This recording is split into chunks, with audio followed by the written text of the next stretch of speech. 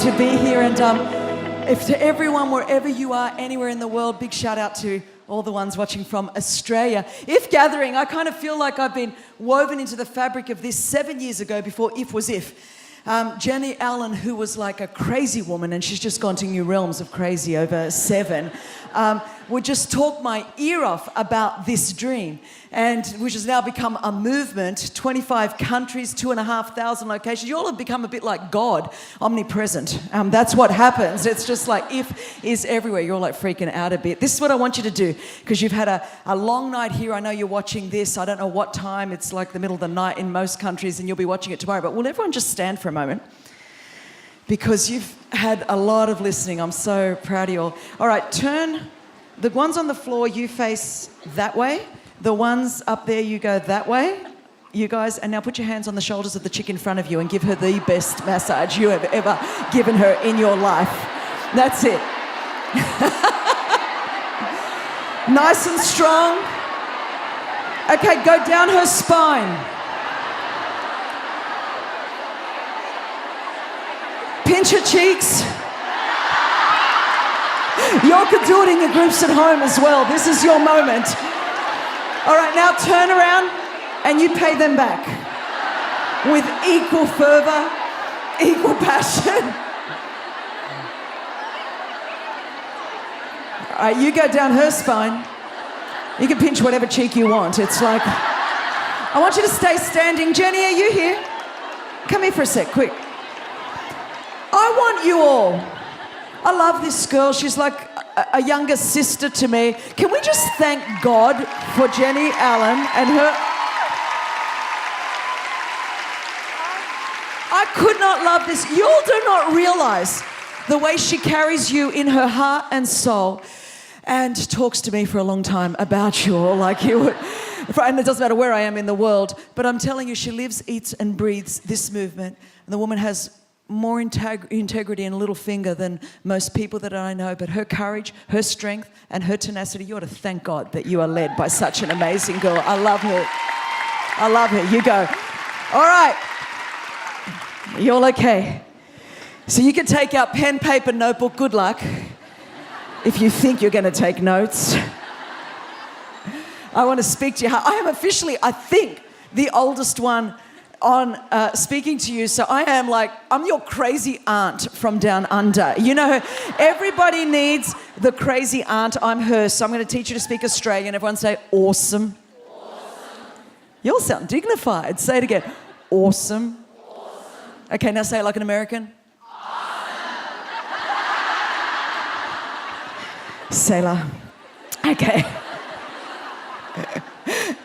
We've been richly fed. Just every message has been so awesome, starting with Jenny and Rebecca just brought such a prophetic word, very, very powerful. It's one that I'm going to listen to over and over again. Every speaker has just been so powerful. And you know, with God, things just get better and better and better. That is in the Australian dictionary, mate. Anyone used to watch a crocodile hunter? And that's a bit sad, but happy sad, it's okay. And so... but you remember that, like, crikey, mate, she's a beauty. Okay, sorry. It's just like the spirit of Aussie just came upon me. I don't even know why. I live in America, but that's okay. My kids pledge allegiance to the American flag. I'm just like, whoa, okay. And they come home and they're like, Mom. I'm like, who's Mom? We say, Mum. So they go, Mom. And so, like, you know, that's like totally awesome. I'm thinking, whose womb did you come out of? But anyway, so that's it. I'm going to have American grandkids. It's a bit scary. That's awesome. Anyway. I don't even know what I was saying. I am officially the oldest one here, so I am kind of like I am a mother in that sense, in the natural and in the spiritual. I've been following Jesus for 30 years, which is longer than some of you have been alive. So I've become that person. And, you know, I was in a university speaking recently. It was kind of like a few years ago when I was in college. It was like, well, not really a few years, like a lot of years. And then I kind of like went, like a decade. And then I went, 2 decades. Then I went, 3 decades ago, I have become that person. So I'm going to speak to you from that perspective. There's a lot of strength that comes from following Jesus for 30 years. And, you know, we started from the book of 2 Timothy. And because I'm rebellious, I said to Jen, everyone else can do that. I'm not. And so Look, you've just got to be naughty. This is what I always say in the kingdom. As long as it's not heretical or, as long as it's not illegal or immoral, it can be naughty. God likes naughty. So that's kind of where I am. You've got to have a little bit of a naughty spirit, that just kind of says, I'm going to kick some devil butt. And if I'm going to kick some devil butt, you just got to colour a little bit outside the lines. So, stay. Okay, well, don't take me out of context. Who knows what you could do with that. Okay, so I want to speak to you from the book of Hebrews, but we're talking about perseverance, and I'm going to talk about perseverance from the book of Hebrews because the writer to the Hebrews was writing to a group of Jewish Christians that were under incredible trials and troubles and great persecution, not really unlike the world in which we live in. And a lot of these Jewish Christians were wanting to revert back to Judaism because it was just so hard. It actually was not easy to be a Christian in that culture. No one would have thought that I would have moved to America 7 years ago or 8 years ago. I can't count. I've got an English degree and economic history, so I can count to 10 and read golden books. So I'm just going to make it in there now. And I would be speaking with such conviction about this text because it probably locates what a lot of us are feeling in our spirit man and what a lot of us are thinking. In Hebrews chapter 12, the writer to the Hebrews says, therefore, since we are surrounded by so great a cloud of witnesses, let us also, everyone say us also. Us also. That's awesome. Lay aside every weight and sin, and that word's in the Bible still, just in case anyone was wondering, which clings so closely. And let us run with endurance the race that is set before us, looking to Jesus, the founder and perfecter of our faith, who for the joy that was set before him endured the cross, despising the shame, and is seated at the right hand of the throne of God. Consider him who endured from sinners such hostility against himself, so that you may not grow weary or faint-hearted. In your struggle against sin, you have not yet resisted to the point of shedding your blood. And I'll just stop there for a moment. Now, I love this. I love this passage of scripture. And it uses athletic imagery, which so many of us are familiar with, and particularly in this time. The writer to the Hebrews knew who he was writing to, and they would have totally understood what he was talking about. He talks about this great divine race. He talks about the fact that we're surrounded by so great a cloud of witnesses, and there is this race that we have been called to run. Now, we know that this is obviously not a sprint, and it has to be a marathon because he says you will have need of endurance, perseverance, endurance. He says it 3 times in 3 verses. You don't need that much endurance to run a sprint. You just need a bit of gift, a bit of talent, and you just got to get out of that gate and you're just going to hit that finish line if you just kind of keep going. But you are not going to be able to do that for a marathon. You need a whole different skill set. You need a whole lot of different muscle formation. The great testimony of my life thus far is not that I'm 51 and a half. It's that I'm 51 and a half and still following Jesus after 30 years and still passionately running hard after Jesus. It's not only that Jesus forgave me and rescued me and helped to heal and redeem me after being left in a hospital unnamed and unwanted, after being sexually abused for 12 years, after having such a broken past, and now running 821 and doing whatever it is that I'm doing around the world. That's not the testimony. That's not only the testimony. That's part of it. The greater testimony is that at 51 and a half, I'm running with more zeal, more passion, more fervor. You ought to not just thank God for just the ones that you can look side to side and you're going running with me. You ought to thank God for those that are still going ahead of you and are still saying, you know what, this is worth it. Jesus is worth it. I'm going to continue to run my race. I'm going to continue to finish my course. He says we're surrounded by a great cloud of witnesses, not spectators, not commentators.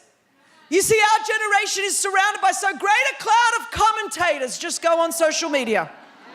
Everyone's got an opinion about something, even if they're doing nothing. Oh, they'll tell you how you should be doing something, even if I'm going to try to be nice tonight. No. But here is the deal. It doesn't say we're surrounded by a great cloud of commentators. It doesn't say we're surrounded by a great cloud of spectators, because it is so easy to be a spectator and it is so difficult to be a participator in this Christian race. A spectator, you just got to sit in the grandstands and you've just got to have an opinion about everything and be so good because this is all you need to do. You need to be able to coulda, shoulda and woulda. I could have done a better job. Man, they should have had someone else up there. I would have done a different set in the worship, because the experts that are spectators that pay no price, they always coulda, shoulda and woulda. But it takes someone very different to get out of the grandstand, to get on the playing field, to run their race and to finish their course. We need a generation not of spectators, not of commentators, but of witnesses. These are people with the skin in the game. People that have said, you know what, whatever it costs, I am going to be part of this. He says, we're surrounded by a great cloud of witnesses here. I know we're in living rooms and we're all over the world, but in this room, there's a semi-grandstand. But you know, this is not the real grandstand. This is here in this natural world. But the writer to the Hebrews is saying, you need to look up and know that tonight, if gathering, you're 5 years old, but the whole host of heaven is up in this heavenly grandstand, and they're watching you tonight, and they're hanging over the railing and they're going, you go girls, we wish you were you. And all the chicks that are up there going, oh man, I wish I was born in 2018. We could have had If Gathering, but you know, that's okay girls. We paid our price, you run. Tag, you're it. This is your moment. And he's saying what has happened is, and I brought this baton here. The baton of faith has been given to our generation. How do I know that? It's not because I'm a prophet, it's because we're alive. People go, I wonder if it's my time. Honey, you're only alive now. If your time was 50 years ago, you would have been given the baton of faith then. If your time is 50 years from now, you would have been given the baton of faith in 50 years' time. But the fact that you woke up this morning and there was not a white chalk mark around your body, it means you are alive. It means God's got a plan and a purpose and a destiny for you. And tag, you're it. You're it, girl. There is no plan B. No plan B. Whatever season you're in, wherever you are, this is it. I don't know who you're waiting for, but you are the answer to your prayer. Isaiah didn't say, here I am, send her. Here I am, send me. Some of you've been praying, here I am, God, send her.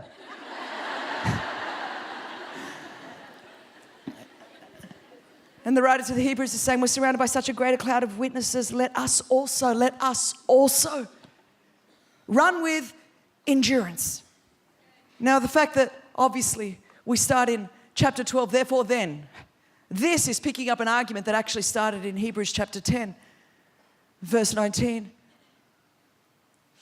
An argument that talks about the fact that, you know what, we're going to need endurance to do this thing. I'm here to tell you tonight, girls, after 30 years of following Jesus, faith is not enough to fulfill your destiny.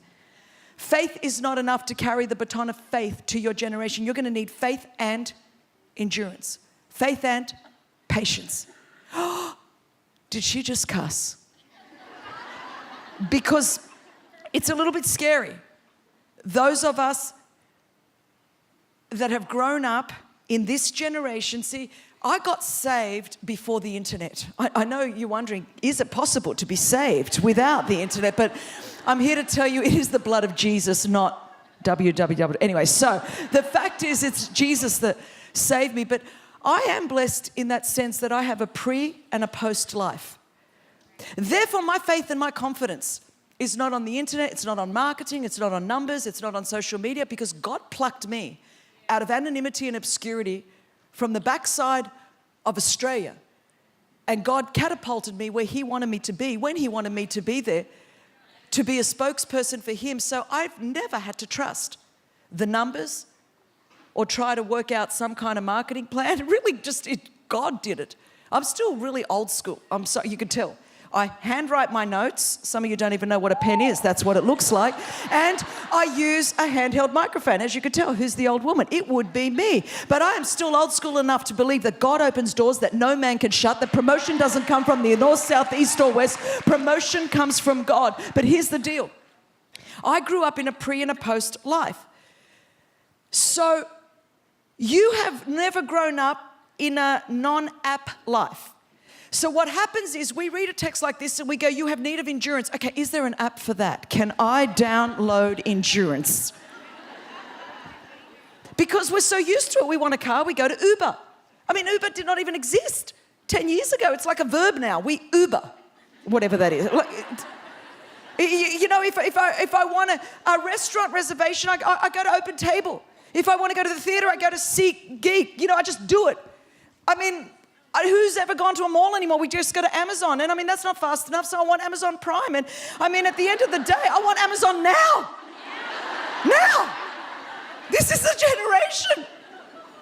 So it's not your fault. This is why he knew that he was going to be writing to us and say, you will have need of endurance because there's no app for it. Yo, we can't wait for anything. You text each other, you know what we're like. And I mean, if someone has not answered you in 5 seconds, you think your friendship's over. No joke. And you know what you think is the worst? If you could see those bubbles. Do you know? No joke. Do you know how many friendships have been dissolved because of bubbles? And what's worse, if the chick you've texted doesn't answer you, but she's texted the chick that's sitting next to you, I'm telling you. Because that's what we're used to. But he says, you will have need of endurance. What did I come to IF 2018 to tell you? You will have need of endurance. And you don't download endurance, you build it. And in a generation that wants instant everything, my concern is not that you're not gifted enough, because you are. It's not that you're not talented enough, because you're scarily talented. But if your gift and your talent takes you to a place where your character cannot keep you, the gift that is on you will destroy you if what is in you cannot sustain you. And what we need is a generation that will build endurance. You go, how do you do that? You've got to come against some resistance. We don't like resistance. Patience and resistance are like cuss words in the Christian church. But the fact is, if you want to build any kind of muscle, if at 51 and 52, you still want to be powering for Jesus, because it's not about how you start. It's not even how you are in the middle.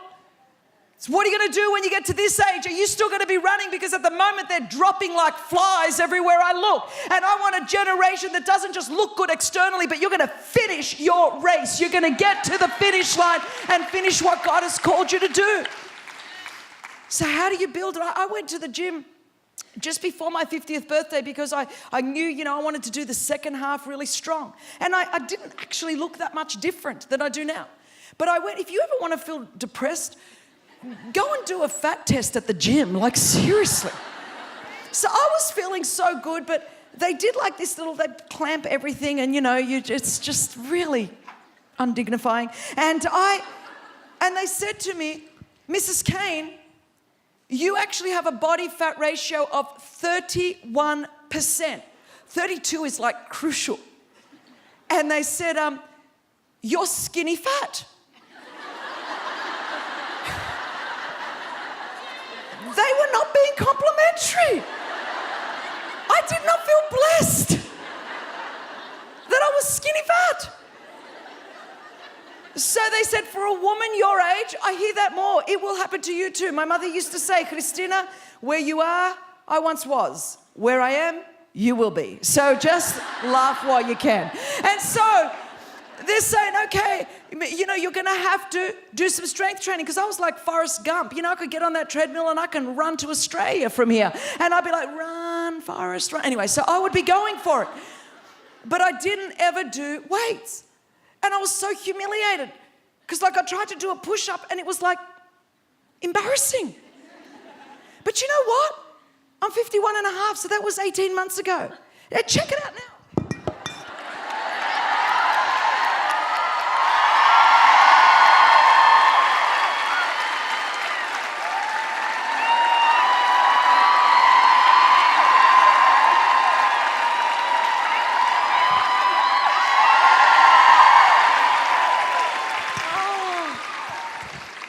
I didn't want to show anyone up, so I thought I'd stop. I don't even know where I'm up to, but that's okay. But what do? You build it through resistance and you build it through pressure. And the fact is that if you and I are going to be the women of God that He's called us to be, wherever you are, whether you're a stay-at-home mum, whether you're the CEO of a corporation, whether you have your own business, whatever season, whatever sphere of life you're in, the fact that you're alive, the Bible tells us in the book of Acts that God picks the times and seasons that we're in. God does. You're not here by accident. You were plucked out of eternity. You're not a product of time.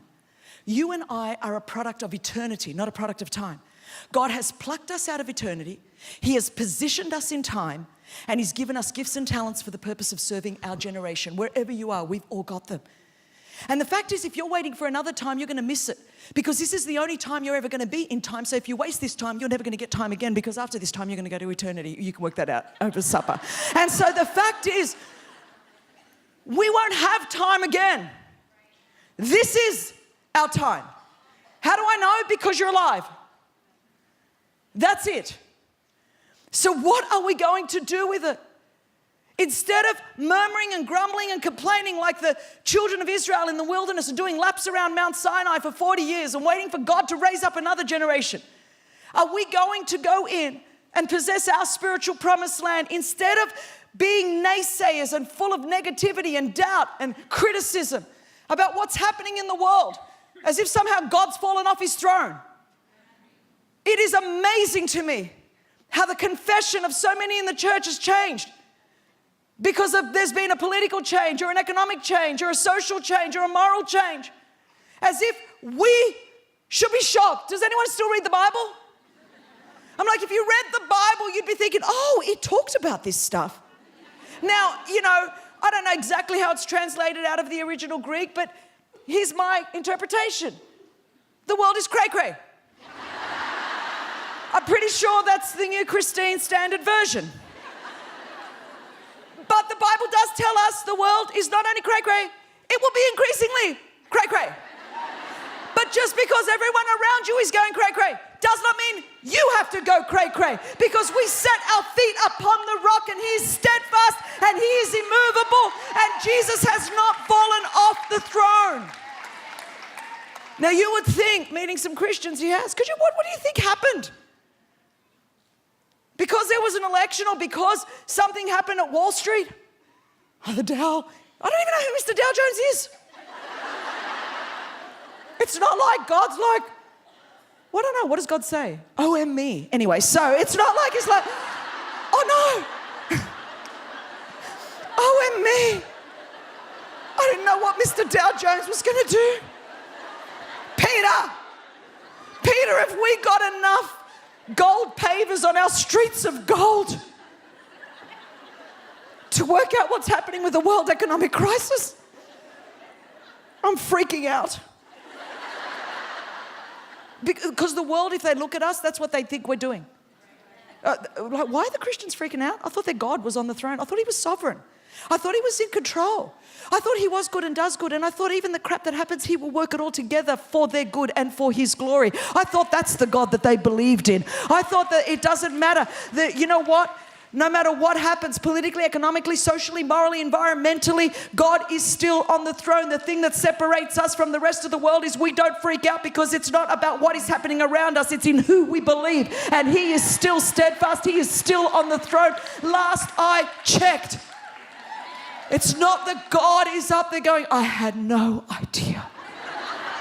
I just didn't know. But we sing songs about His greatness and His omnipotence and His omniscience and His omnipresence, but we don't believe it. I'll tell you what the problem is in America. It's not a political problem. It's not an economic problem. It's a faith problem. We got too many unbelieving believers. If we had some believing believers, we would turn this world upside down, just like the first century church. We need some believers that believe this stuff. And they go, whoa, yes, cray-cray world. No doubt. It really is. But then that's why He's given me this word. So the writer to the Hebrews, it says, hey, don't turn back. Therefore then, there's a whole lot that have gone before us. Empires have risen and empires have fallen. But Jesus, a couple of thousand years ago, He said this thing and He's never changed. He said, I will build my church. And guess what? The gates of hell cannot, shall not, will not prevail against the church of the living God. She is alive and well. So therefore then, since we're surrounded by so great a cloud of witnesses, let us also run with endurance. Run with endurance. So you build endurance through resistance and you build it through pressure. If you try to run out of every pressure situation you're in, you're going to drop the baton of faith because you're not going to have the muscle to carry it. And if you want the muscle to carry this to your generation, both your natural children and spiritual children and the world that we're called to, then you're going to have to build some muscle. And that comes through resistance and pressure. So the minute you get into something you don't like, if you run, you're not going to build the muscle that you need to do what God has called you to do. You're not going to have the muscles that you want. So it's not that someone's trying to withhold something from you.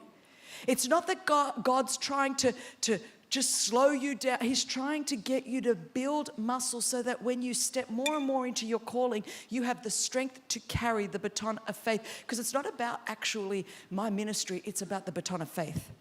This whole deal is about taking the gospel from one generation to the next. It's about the baton of, we are stewards of the baton of faith in our generation, girls. What are we going to do with it? All over the world, 25 nations watching this, 2,500 sites. What are you doing with the baton of faith in your generation? God has entrusted this gospel to us. So what are we going to do? Are we going to stand up? Because boy, we're in a pressure cooker. There's no doubt about it. But the pressure isn't the stuff we've focused on for the last 20 years in church life, all about my moral, purity and piety. It's important. But I'll tell you what the pressure is that you and I are in. The pressure to stay true to the gospel without watering it down.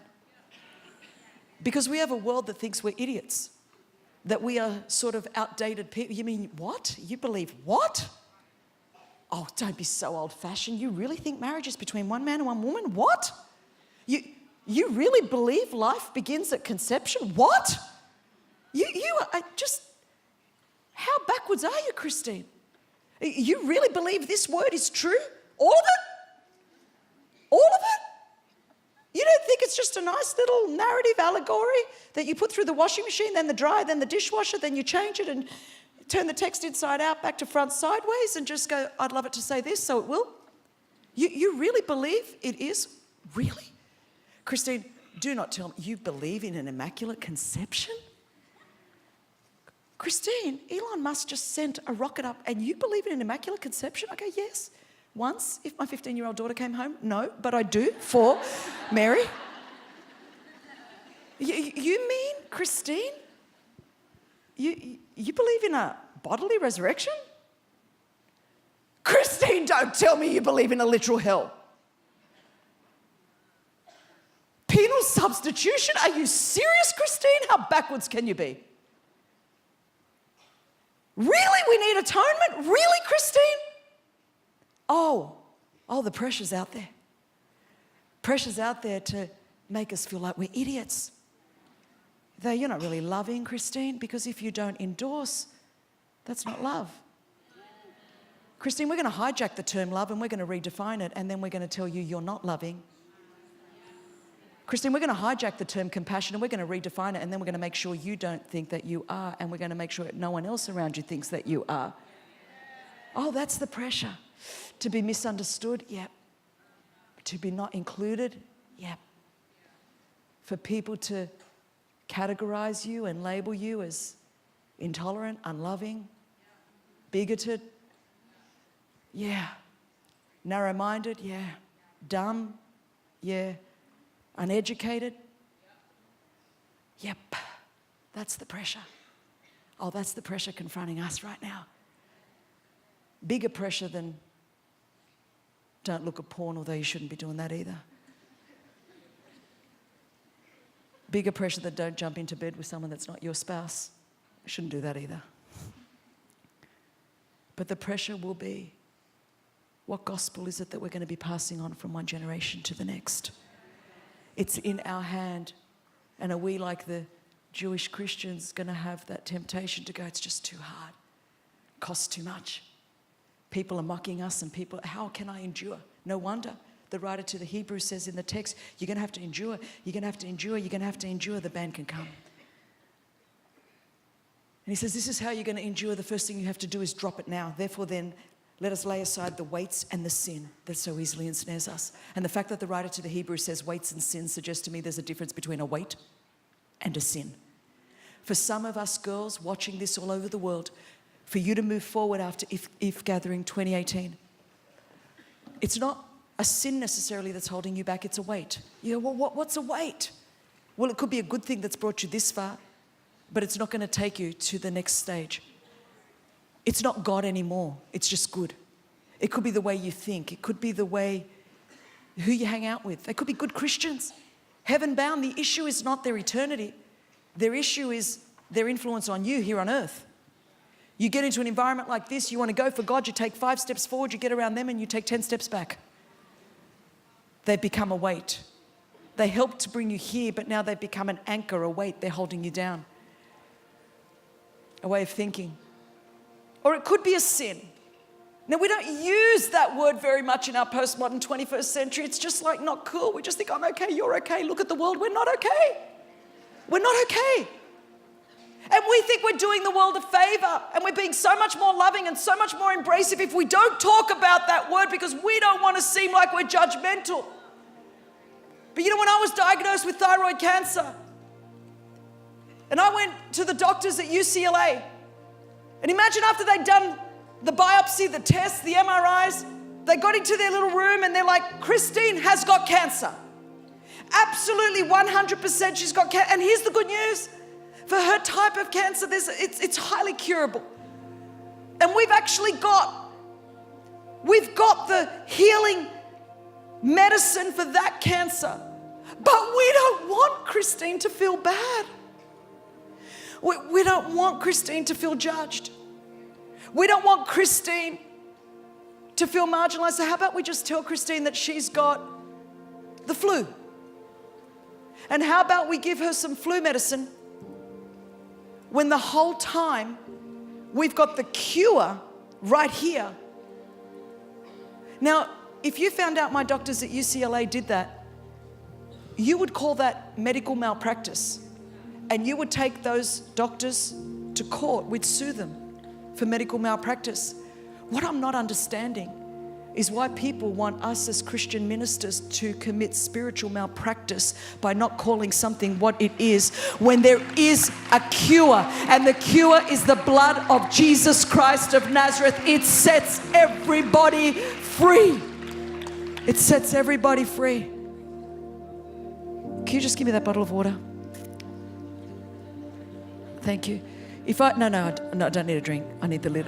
Oh, sorry. Well, if you're offering. Anyway, so if I had a bottle here full of water with a label on it, poison, and I rip this poison label off and I put a new label on it, chocolate syrup, and then I put it in your refrigerator, what would you think? You would think I'm crazy. Because the milder you make the label, the more potent you make the poison. And here's my deal. We don't need to throw out truth in the name of love. We just have to get much better at learning to speak the truth in love. Because let me just tell you, there is a generation that is dying. And I still believe that the most potent force on the planet, it's not a cruise missile, it's not a nuclear bomb. The most potent force on the planet always was and always will be the blood of Jesus Christ of Nazareth. It sets people free. We have good news. So we've got to lay aside the weight and the sin if we're going to run this race, girls. Not only do we drop it now, we've got to start here now. Run the race set before you. Part of my fear for your generation is that you're going to miss your race because you're too busy scrolling through everyone else's. Why don't you stop looking at everybody else's? If something doesn't inspire you or motivate you, stop looking at it. If it only causes you to want to compare and to compete, if it just brings up ugly things in your heart like jealousy or greed or anger or bitterness or resentment, do your soul a favor. Unfollow, stop looking, stop scrolling through everybody's life and run the race that is set before you. Run the race that is set before you. Only utilize this to the degree that it inspires you. I don't want you to miss your race, because God has a lane for you. God has a race for you. And you've got to start here now, and God's preparing you for what He has already prepared for you. He's prepared it for you. For everyone watching on the other side of that screen, everyone in this room. Be inspired by our race. I pray it inspires you like a cloud of witnesses. But don't covet someone else's race. Social media has done more for the sin of covetousness than anything else. So how about we just call some stuff what it is, so that we can be set free from it? Unforgiveness and bitterness and lust and greed and envy and covetousness. Why don't we just deal with our own stuff? I find that if we do that, we haven't got a whole lot of time to point to everyone else's. And you're free to run the race that God has set you. And why do we do that? How do we do that finally? We drop it now. We start here now. And He says, fixing our eyes on Jesus. The fight, I want you to understand this race that we're running, guys, this baton of faith, it's not about muscles, it's about our eyes. That's why our eyes, this is the most visually stimulated generation in history. The enemy's coming after us, there's no doubt about it. There is an enemy. There is an enemy. He hates your guts, and he hates your future, and he hates your God even more. And so he will do anything he can to stop you from fulfilling the purpose that God has for you. I can tell you, and I'll testify, 30 years of running where I could have been distracted, and the only thing that's going to take me to the finish line, it's not Instagram followers, it's not speaking invitations, ultimately it's not even how many slaves we see rescued at A21. The only thing that's going to take me to the finish line is fixing my eyes on Jesus. Not my husband, not my kids, not my work, not even my dreams. Jesus. Fix your eyes on Jesus. He's the one that started it all. He's the author and He's the finisher. I started this for Jesus.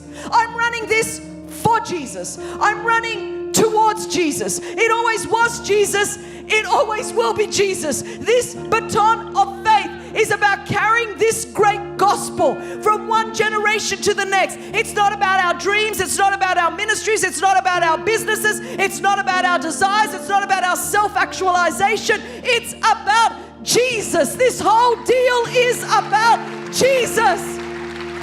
Jesus. That's what this is all about. It says, who for the joy set before Him, Jesus. Consider Him who endured from sinners such hostility against Himself, so that you may not grow weary or faint-hearted. Consider Him. Not consider how many followers you've got, not consider what invitations you get, not consider what party, what group you're in, or what. Consider Him. If we at If Gathering 2018 could bring you to this place to consider Him. You know why? He could say that because He ran the ultimate spiritual ultra marathon. And because Jesus endured, you and I can endure. You and I can take the pressure. We can do hard things, girls. We can do this. We can remain faithful in this day. We can remain faithful to the end and victorious and overcoming. But we got to fix our eyes on Jesus, nothing else. People are going to let you down. You're going to have to fix your eyes on Jesus, because you know what? When He began His ministry, He was tempted by the devil. Ever been tempted? For 40 days in the wilderness, and He endured. When His own family, some of you have got families that don't understand what you're doing. When His own family did not understand what He was doing, and they thought He was crazy, He endured. When the Pharisees lied about Him, anyone ever had anyone lie about you? He endured. When the Sadducees conspired to trap Him, He endured. When Judas betrayed Him, He endured. When He pled with His Father in Gethsemane and said, could you take this cup from me? He still endured. When his 11 disciples scattered, he still endured. When he went through 6 illegal trials, he still endured. When Peter denied him, he still endured. When the crowds called crucify him, he still endured. When the soldiers mocked and ridiculed him, he still endured. When they whipped him beyond recognition, he still endured. When they thrust a crown of thorns on his head, he still endured. When they hammered him to a cross, he still endured. When he took on all the sin of all humanity, he still endured. When all the forces of hell and death came against him, he still endured. And because he endured, on the 3rd day, he got up out of that grave. He holds the keys to hell and death. And my Bible says that the same Spirit that raised Jesus Christ from the dead lives on the inside of you and on the inside of me. So because he endured, we can do all things through Christ Jesus, who strengthens us. Come on, give him an ovation if you believe it. Hallelujah. Hallelujah. We can do it. Come on, let's lead us in worship.